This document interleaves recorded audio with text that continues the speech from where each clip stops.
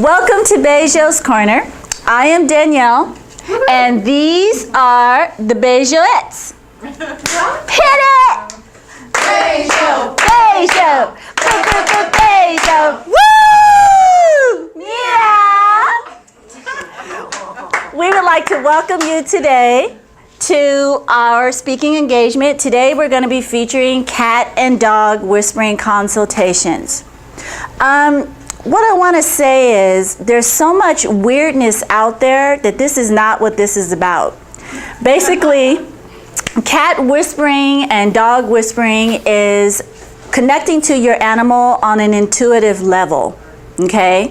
Animals are always trying to communicate with us, just sometimes the message gets lost in translation along the way. And at Beijo's Corner, we basically unite families and pets around the world. We give them a loving environment to promote humane children and celebrate pets. That's what we're about, in a nutshell. We really believe that there is no bad pet, okay? They're just a misunderstood one. There's ways to get through, whether they need some medical help or just some therapy like us. They're very much like us. And I really, really believe in drugs as a last alternative method, okay? Because there's so many holistic things. If you change diet, just like with people, it changes the chemicals in them and you can get the results you want out of your pet. The cat and dog whispering consultations is a 5-step system where you have your consultation, your pet profile. Your pet gets their own profile, their name, their age, their gender, what they're about, their personalities, and all of that. And then we start with the diagnosing and solving the problem, whatever challenges you're going to be having. And then you get homework. And a lot of times, guys, what I found out is that the problem, the culprit, is usually with the human. And they're feeding off of our energy and they're trying to please us. So a lot of times when they're acting out, they're trying to tell you something and it just gets stuck in the atmosphere somewhere and everybody's upset and frustrated. They get frustrated too, and some of them have real attitudes and start leaving deposits places that you don't want. But it gets your attention, right? So that's what they're always trying to do. They want to please you. Have you ever notice that pets start to resemble their owners? It's very, very interesting to me. I've seen people that love bulldogs, and no offense, bulldogs have their own kind of beauty, but they kind of look like the dog, right? And it's amazing to me. Now, I'm 5'10", Beijo is real long. I didn't know he was going to be like that, but he's very tall. Even veterinarians, we pull him out of the carrier, they're like, whoa, because he keeps coming and he keeps coming and he keeps coming, right? So he's huge, and they go, what? And I just pick him up, and to me, I'm like, what? And like, you are lugging this cat, but see, it's my baby. So how many animal owners do we have in here? Everybody? Good. Then you know what I'm talking about. They share everything with us. They're the best therapists you're ever going to get for free. They know when you're off, when you're on. Even you can fool everybody and you can't fool them. So the homework basically is there. We're the go-between, the liaison, to connect both of you. We know that you love your pets, so it's no disrespect, it's no criticism. It's just that everybody needs some help now and then, right? When you raise a child, you need grandmothers and grandfathers and aunts and uncles, right? So it's the same thing, okay? And then after you do your homework and you've practiced it a while, then we have a follow-up to check and see how you're doing it. Okay, and this is covered in about 4 sessions, about an hour and a half. If your pet needs more, then of course we can book a new session. So that's basically what it is. It's very simple. Any animal that I can keep in a loving home, I want to do that. There's so many that get unnecessarily kicked out for just not behaving the way the human thinks that they should, and then they end up getting killed. So any way I can participate with that, I'm willing to do it. I've done this for a very long time, before Beijo's Corner was founded. And I guess I'll just go right into this. I was a strange kid. I related to animals more than people, and pretty much a loner by myself. And I rescued everything. Any cat, dog, rabbit, bird, whatever. I just understood how to help them and place them in homes, the ones that I couldn't keep. My mother is extremely understanding and loves pets herself, but I just understand them, and I didn't know that this was going to lead me on this path, but it's just natural to me. Being a loner and different, I'm biracial. My father is Sicilian and my mother is African American. I was picked on a lot at school, and there was some bullying incidences that happened. And it's not something I love to talk about, but what I have learned is that I'm not the only one, that there were a lot of people that endured this kind of stuff, and animals were there as my savior. My best friend was my first dog, Peter, and I hid it, and he was the one that I really connected to. And so I know the signs of children when there's bullying that's happening, and a lot of times parents don't, and the first thing they do is you feel shamed and you want to hide and you don't tell anybody, okay? And animals are a great way to get them out of their shell, okay, first. And then they can learn how to be better socialized and get some friends and learn how to interact in society. So my story led me to Bejo's Corner simply because it just made sense to me. And I know that animals and children go together like peanut butter and jelly. If you have children that are raised with animals, most of the time they do better in school. Most of the time they're more obedient, they're more caregivers, they just are more balanced and respectful and less self-centered, which ends up aiding society, in my opinion. So this is part of what Bejo's foundation is about. We really believe in children being the next generation to solving this problem of inhumane treatment of animals. And plus, not to be on the dark side, but it weeds out the sociopaths quicker, okay? Because if they're gonna pick on somebody, they're gonna start doing it to the animals. And when you see that, don't ever ignore that, because it means something, okay? And the animals that I have placed, I really try to make sure that the home is a loving environment where they're gonna stay.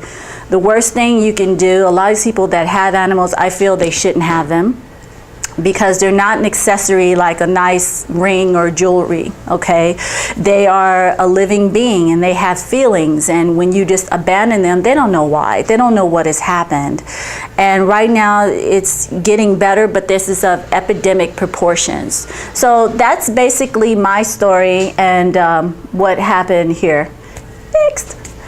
This is my half little brother, William. And he passed away, unfortunately. He had a rare T-cell of leukemia. He was 7 years old when he got it, and I used to go to Cedars, and I've always written children's books. I like to write, and I would read my stories to him. And what ended up happening is a lot of little children were there, and nobody was coming except the parents. And they started joining us for these reading groups. And they started getting bigger and bigger and bigger. And soon I would come and they would know when I was coming, and I had a whole room. So we got to meet the families and be involved with Make-A-Wish Foundation. And some of them we're still in contact with today. Unfortunately, at 11 years old, William didn't make it. And he passed. This was the first death in my family. And he just made me promise that I would share this with other children. So I'm doing that. And that's part of our series, Adventures of Bejo the Brave. It is not only just a children's book, but it's for future writers. There's a contest in it. It's interactive. It's simply illustrated, kind of watercolory. And it's narrated so they can get their bedtime story if they're small enough, and the parents can be given a break. And it's just something that unites family. I really believe children need books. The computer age is great, but they need books to unlock their imagination. They need books to help them with their creativity. And so this is my way of contributing with that. Okay? So right now, what I'm going to do, since I'm talking about the book, is introduce the lovely Sonia, because she got one. Yay! Well, I wanted to share my story, and thank you for allowing me to do so. I read The Adventures of Bejo the Brave, and I read it with my daughter, Lauren, and I'm a single mom. And, you know, I am pulled in 1,000 different ways every day, all day. And it just seems like the family time that I so desired was just so scarce. And this book allowed me to, the craving of the one-on-one time, it allowed me to bring that home. And I am so grateful. It was just such a lovely book. Lauren and I, we had the time, as going through the book, reading the book, we were allowed that time to take a moment to breathe and to come together. It's a very well-written book. It's illustrated beautifully.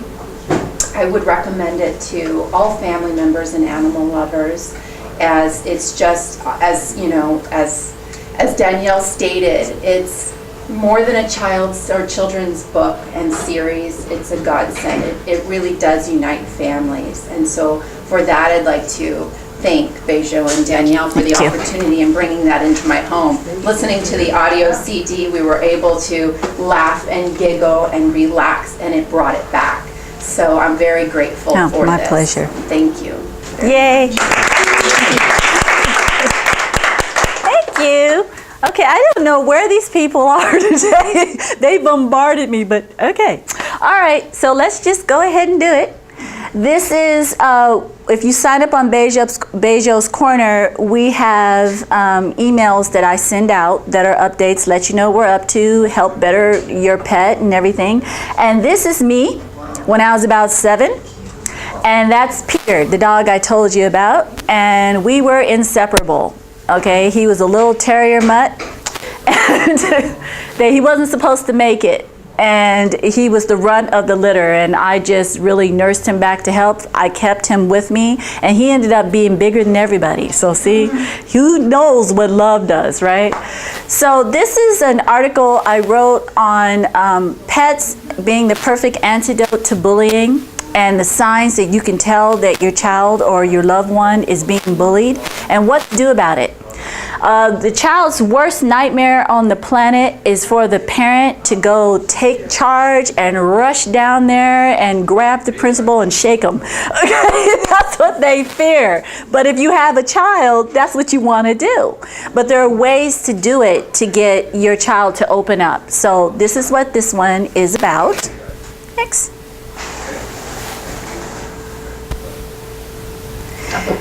And this one is about getting people to really understand what kind of personality of pet that they have. I know when I place pets, I always try to get compatible personalities. If you're a very active person, you need an active pet. If you're very calm, the lady that one of the testimonials I have for the dog and cat whispering, she was an older woman, never had a pet of her own. Okay, is a giver, raised children, did all this. And she wanted a dog, but she didn't want a puppy. And she didn't want somebody that was really, really bouncy and jumping off the ceiling and all that. And I rescued this dog, and she and he were a perfect fit. And so now, I named him Happy. He is her shadow. He's like a white shadow wherever she goes. And I mean, there's hardwood floors in the hall. Thank God it's not all over the house when I go to visit, because all you hear is tap, tap, tap, tap, tap, tap, tap, because he is with her everywhere.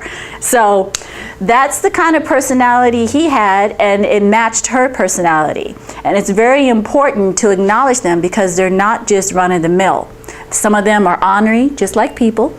Some of them have bad habits. Some of them like to compulsively eat. That's right. Some of them just, I mean, you know, don't want to be touched. Like, look at me, admire me, but don't touch me. And that might work for some people. So it depends, you know. Next. This one is about sharing goodies with our pets. We're all guilty. Okay. I know, you know, there was a stage I was going through called Ben and Jerry. And the cat partook, okay, so, but it's not really good for them. A little bit every now and then is fine. I prefer a type of goodies because their systems aren't like ours, although they're willing participants, aren't they? So this is what this is about, and I just don't know anything cuter than a little kitty cat licking on a ice cream cone. So what I found is some kitty sorbet. And I love it because it's been hot. We just went through a hot spell. All of you that had animals, what did you do for your babies? Now there are Bejo tips that are going to be coming out, little videos about a minute or two long. And one of the main things that I do is give you these things, all of this for free, because the better your pets are communicating with you, the better they're going to feel and the longer they're going to live. Because I don't know about you, but I just can't stand it when it's time to say bye. It rips me, okay? So what I really love about this, giving them their own snacks, is they feel like they're partaking in a goodie just like you. So there's no denial anywhere, okay? And when it was really hot, Bejo has been trained to have his little ice cubes. He knows what they are. We go to the freezer, he gets very excited. He has his own separate dish for it, and he loves just regular distilled water, filtered water, because you're never supposed to give cats tap. It really brings on kidney disease early. And sometimes he gets diluted chicken broth, and they love it. And the same for the doggies. It's great. They look forward to it. So next. You running around? Okay. So as you can see, guilty culprits, right? Guilty culprits. They look like they did it. They're not running from it. They probably were left at home too long, or maybe they just wanted to party and, you know, they conspired. I don't know.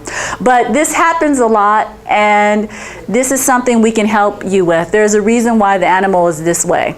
So that's what we're talking about today, and this has been exploding for me. Okay, so I'm very happy, and you know, if I can, like I said, just help the relationship, the dynamic, I feel better because I know they're going to be around for a while. Okay. Next. Yes. Have you ever noticed that animals have an edge on us for the most of the time? That they really, really, really are more accepting of something that is odd or different than them than humans. We're supposed to be the top of the food chain, right? But animals, really, there's been some odd pairings in nature that I love. And this is one. And it's not photoshopped, okay? It's real. And I've just seen all kind of things. Where, you know, a predatory animal will help and raise something that's supposed to be their food, and they won't. And I'm very, very squeamish about this. As much as I love animals, I hate it when they're killing each other. I don't like that part. I like the mushy, gushy, let's get along, fa la la la la. I like that. Okay, so this is what this one was about. They were just, you know, hanging out and loving it. We are getting a dog, and I think we're going to get a boxer. If we have. Oh, those are great! My daughter has one, and where are you getting it? well, she lived in Arizona, and so her dog is an Arizona dog, but they live back east now. So Abby is her name, and she hates the snow, and she hates to get wet. She's definitely an Arizona dog. So I fell in love with boxers, and that's what I want. But They're we actually great. have parrots. You have We have parrots. talking parrots, and they tell us what they want. Oh yeah, they will. And you They better. sound like my husband. Well, you better not curse around one No, because no, they no, will no pick that up. cursing. isn't that weird? It's like I know a little bit of this language and a little bit of that language, and you always learn the curse words first, right? Okay, but the parrots, you can teach them cracker and all this little crap. They're like, okay, but you get a curse word going, and for some reason they focus on that and they won't let it go. What is that about? I don't know. I'm like, what did you don't even know what that means. You can't undo it. You can't. We had a guy that we would, we wanted to leave the parrots home when we travel, and so we put an ad out, and this guy, a neighbor, answered. So he comes over to learn the ropes on. He never had a parrot before, and they're in 2 separate cages. So he comes and he gets all done, and he's walking away, and he turns around and he says, "Okay, parrots, I'll see you on Saturday." And he's walking out the door, and we have an African gray that Okay. he yells out, "Jerk!" Did you teach him that? I'm sure he heard it somewhere. Oh, But Dawn came back, and he loves them, and they love him, so it's worked out. Because I had an African gray, so I know. yeah, hers had attitude. It was called, Yellowhead also, that would get us in trouble. We with have the a neighbors. yellow cheek. oh, She's man. really quiet, Our but double the gray, yellowhead got us in trouble because we Is the had the TV door ever on? open. I'm wondering. yeah, the TV's right, their cages are like in a little alcove, Because so. you don't realize all the stuff on TV that they can They pick like up little kids, like little everything. kids. I know, The really. neighbor Where'd you hear that? called Where'd her you- granddaughter.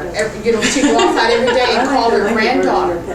And we had the door open, and so when the lady came outside to call her granddaughter, the parrot would mock her, and she was like, "Tina."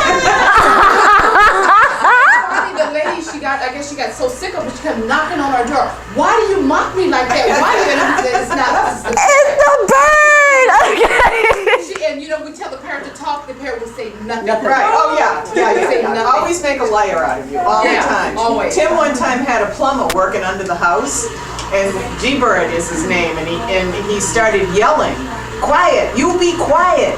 And so the plumber comes upstairs and he said, "Mr. Halchuk, I can't really do my job unless I make noise." And he said, "Well, it wasn't me, it was the parrot." I like that. There's a dynamic there. I've heard a lot about that. I've got to study a little more about that. So you can tell me you had smart aleck birds and Oh, stuff. he is a smart aleck. Okay. Well, this is, what do you guys think this is about? What's the cat saying to you? There you go. So this is like for New Year's resolution. I'm like, don't leave the animals out. You got little Pudge. This cat is like, you know what? That's it. I'm out. And it's totally relaxing. I love this picture. This is my favorite part, finding these little animals. So that's what it's about. It's just keeping the balance for us. Everybody, indulges a little bit too much now and then, and so do animals. You have animals that just love goodies, and I mean, that's it. And you have to be realistic. Not everybody's going to be an Olympian athlete, right? Right. So next. This is one of the best things that I think our little animals give us. They are an eternal baby. What do you do when your children grow up and they're not, that size anymore? She's getting to the point where she may not want all that, you know what I mean? You always have that. See, that's why you have Bonnie, huh? And Bonnie, they can take what you got. You can lay it on there in an abyss. They're like, give it to me, right? So I love this because a lot of people that are lonely and they need some companionship, the best way to start is to get them a little animal.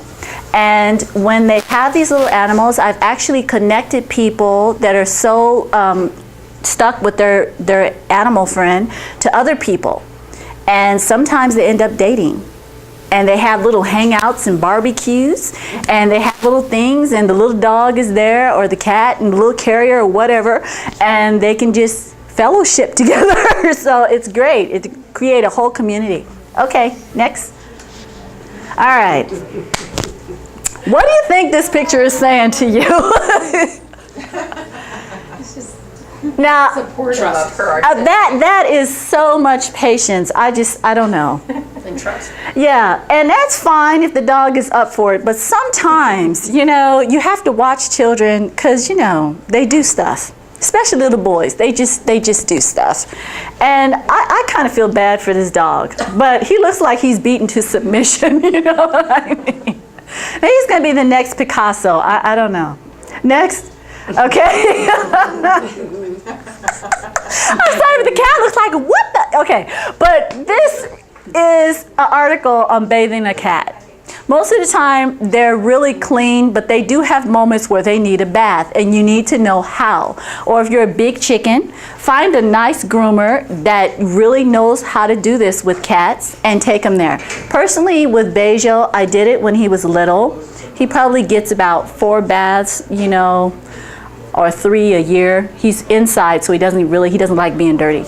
But I would let them go be the bad guys. So I'd show up and he'd be like, Mommy, look what they did. And I'm like, oh my baby, come here, you know. So that was perfect for us. But we do believe in grooming. It just keeps them healthy. But I love that, look, that cat, the picture is great. Okay, next.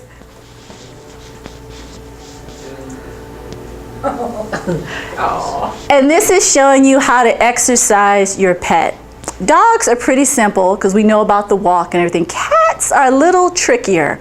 You have to know how to motivate them, and not every toy with a feather on it does it, okay? They're very picky, and you have to get inside their heads and know what makes them tick. Because exercise is very important. It'll give your pet longevity. So it's all about balance. Next.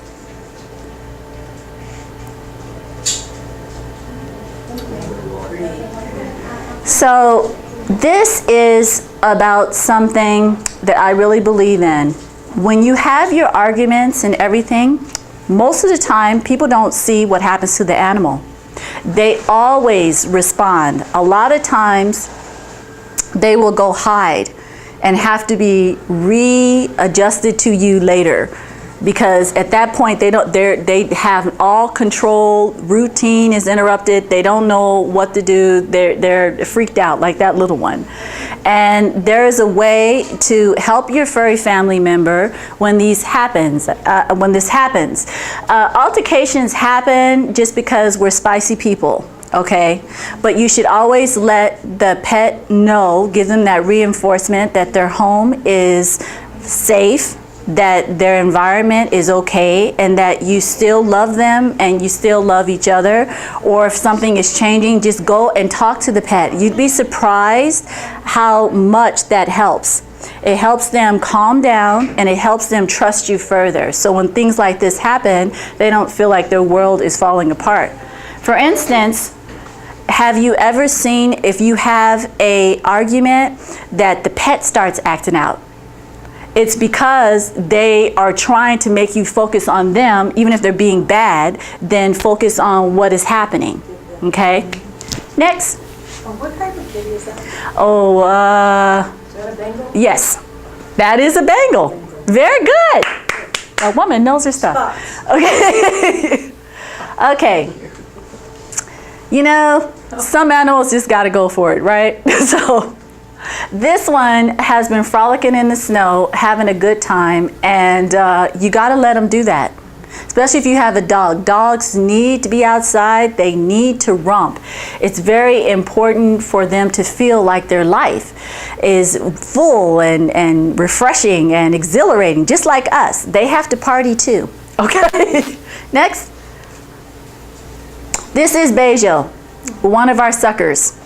And Bejo loves his snacks, okay? And we have to keep them choreographed. When he does a good job, he gets a snack. Today is Saturday, so it's tuna day. Bejo is my husband's first cat, okay? He's a person, and Bejo has converted him, okay?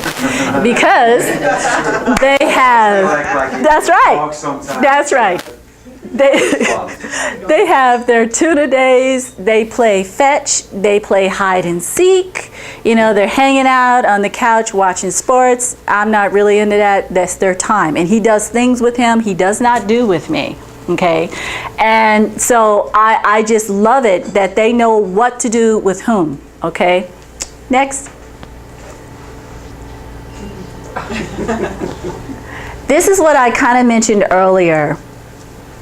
There are people that suffer from depression and all other types of ailments, and animals, for the most part, can get through better than a human can. I had a girlfriend that went through a divorce, and it was a shock to her. She did not see it coming. And I really got her this cat, okay? And they started to bond in a way where you didn't take away the whole pain, but she didn't go down that hole as far as she would have gone if she were by herself. You know, when you go through something like that, it's not just the pain of betrayal, but it's all kind of separation and just loneliness, and it can really just rip you apart. So animals are just natural at this. They know how to bond with you. They know how to get in those secret places if you're having a bad hair day or not, makeup or not, okay? Whatever it is, they know how to get in there and bond with you. So this is animal sharing, okay? I would say that's a porcupine, but it's a hedgehog, right? Right. So animals need to be social. Bejo, before we moved here, we live here now. The last place we lived, he had play dates, and he had a girlfriend, and her name was Fidget, and she was a little Siamese cat. And Bejo was fixed, she was fixed, but they loved each other. They used to just spend time kissing each other and grooming, okay? And it was the cutest thing I'd ever seen. Welcome, hello! So the thing that I love about this is there was a whole Romeo and Juliet thing going on. And he would go to their door and askily request for her to come out, so that they could hang out and they'd sunbathe, take naps together, do all kind of things, okay? Next. All right, I love this. Have you ever wanted to get a specific kind of dog and teach him for a trick and think you're gonna have him compete and everything? That's great if the dog wants to. Some of them just, you know, this dog is having a ball, but you know, that is the goal of the tire ring, and what he's doing, he has his own agenda, okay? So some of them aren't made for that, okay? And you gotta know what you're working with. And I know a lot of people that train their dogs for these dog shows. They can tell that immediately, because you cannot force an animal to be something of a show dog if it's not. It's very, very important. And I love this because my dog, I wanted him to jump through the hula hoop when I was little. I did everything, and he just was just obstinate. That's the word, okay? Obstinate. He knew what I wanted, and he just would not cooperate. I put, okay, his little snack through the hole. I crawled through the hole myself. Had me on my hands and knees, everything, and he just went around. He did all kind of stuff, you know.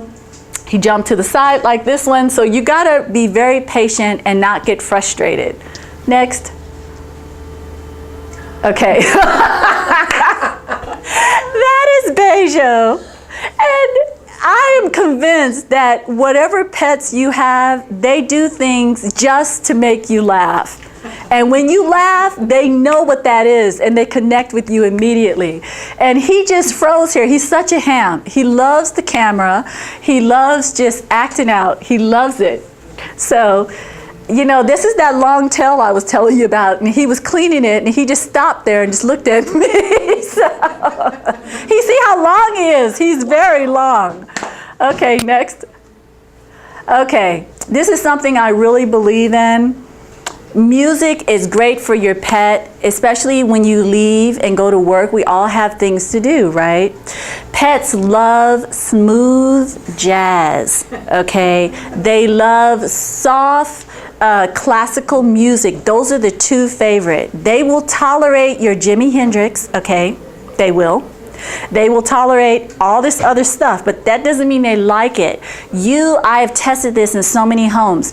If you just leave them when you're leaving, because they all have this separation anxiety that happens, if you put on some low music, low decimal, of some smooth jazz is when you come back, they're like, oh, hey, where you been? Like they've had some Pinot Grigio or something, right?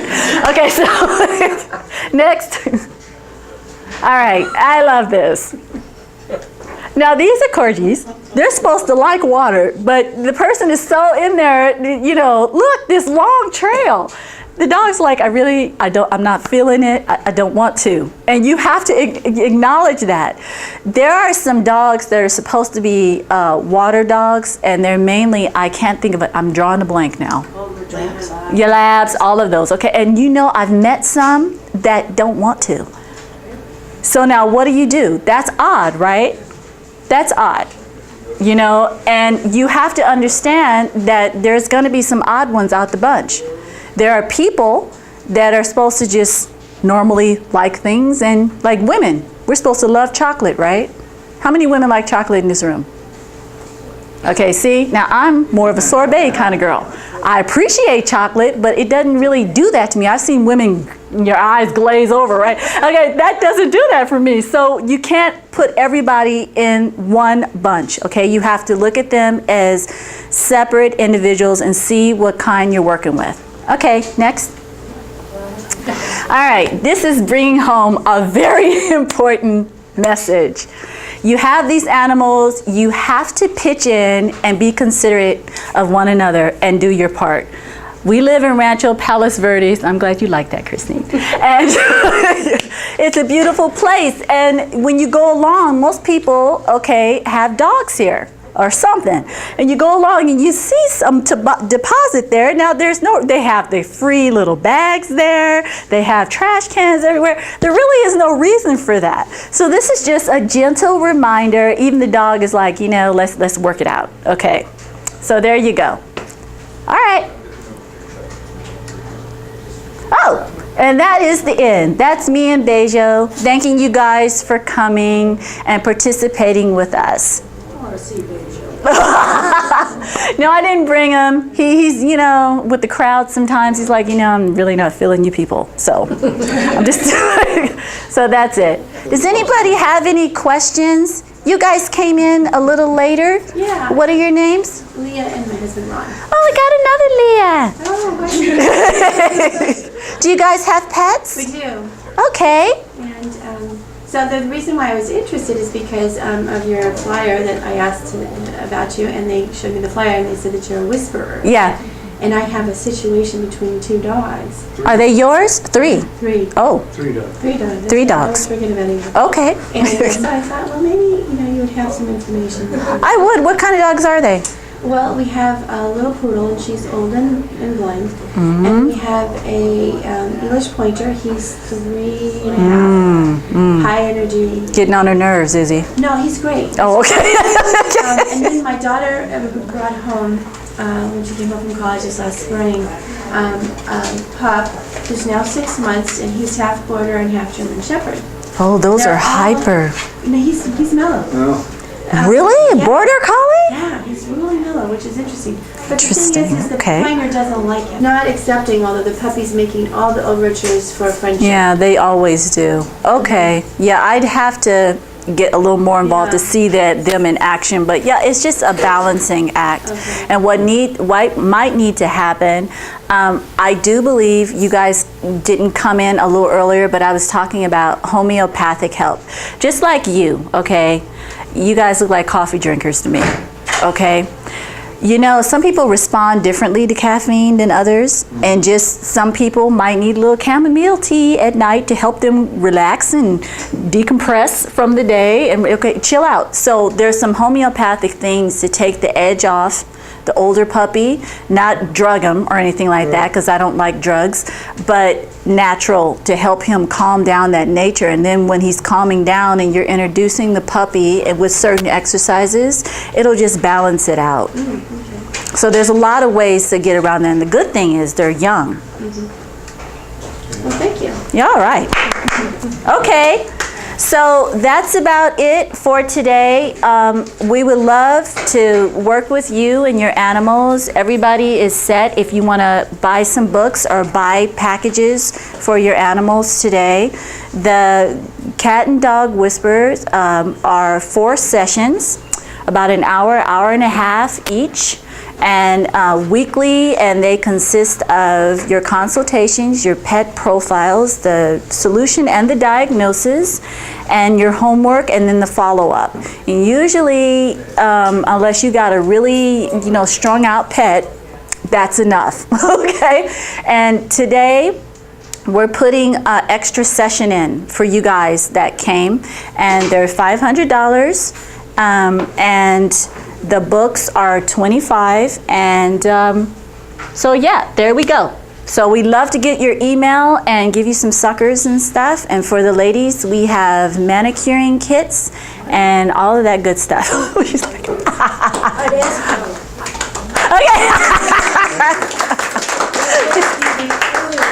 okay.